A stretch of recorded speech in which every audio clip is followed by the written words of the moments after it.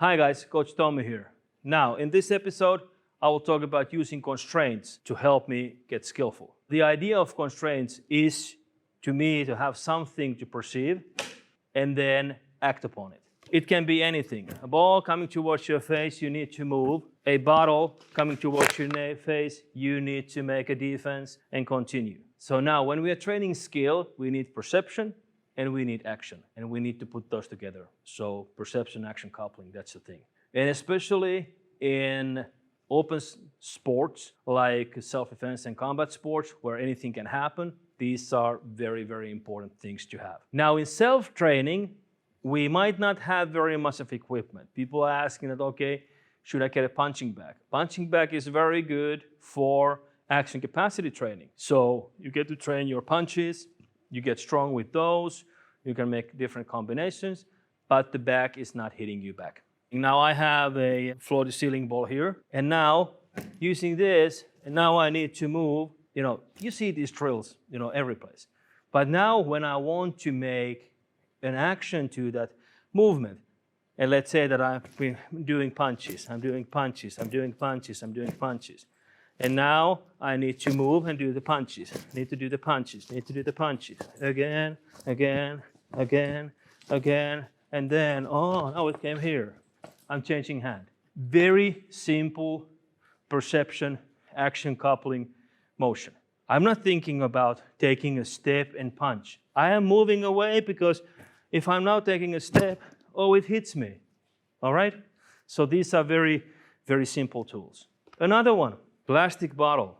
What can we do with that? Before recycling it, you can use it to be your target. So now think of this as a hand coming towards your face. You need to be able to move out. Coming towards your torso, you need to be able to move out. Coming towards your groin, you need to be able to move out, whichever hand position you want to do. You can use it in this. Now I need to hit it. So imagination is the limitation, okay? But of course, first, you just have to decide what you want to train. But all of these tricks of using constraints like a ball coming here, you need to move sideways, because if I'm moving backwards, it will hit me to the nose if I keep my hands down, and I understand that I did something wrong. Now, if you want to train kicks, and you think about movement skill or action capacity, we are training trajectories, what I need to be doing. I need to kick the ball here.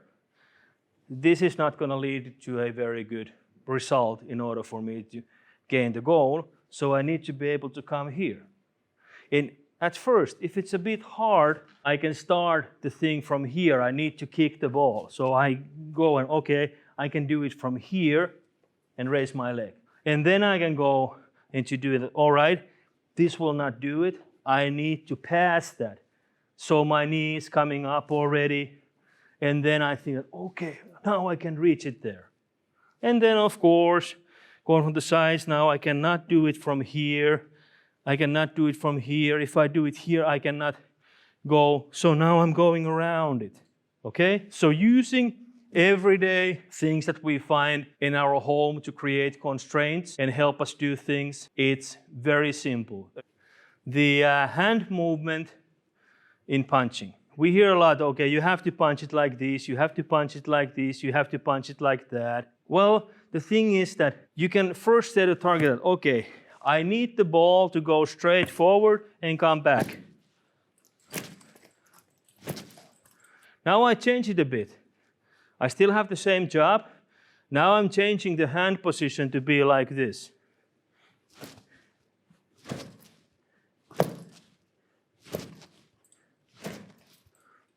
And I can still do the same thing. Now if I start to do something so smart, I start to raise my elbow to the side, and now the ball is coming quite much, but now it starts to live its own life. So now I start to understand, that was harder to do. I managed to do 2, 3, 4 punches instead of making maybe tens of them. All right, to summarize the using of constraints. Remember that constraint is something that leads you to the best solution. We always have the goal of doing something. We might simplify the task, which I will come in a later episode, but then we need the perception and action coupling. So thinking that yes, punching as an action capacity and now ability to move and punch at the same time, now we are taking this into skill. But using constraints of any sort that will invite you to do exactly what you need to do. Hit like and hit subscribe and follow us for more.